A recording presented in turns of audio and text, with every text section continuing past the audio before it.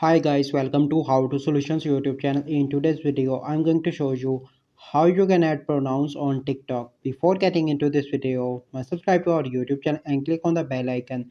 The first step is you need to do is to open Play Store and search TikTok and update your TikTok application. Once you've done that, you simply need to go and open TikTok.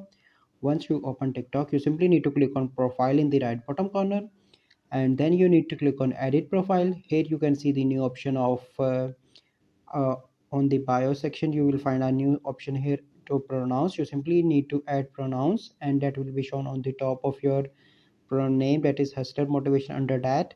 But currently I am in the country where this option is not available, but you can add that option from here if you have in your country. So this is the process by which you can add pronouns on TikTok. I hope you find this video helpful. If you find this video helpful, must like this video, subscribe to our YouTube channel for future videos. We'll see you in the next video. Thank you, have a good day.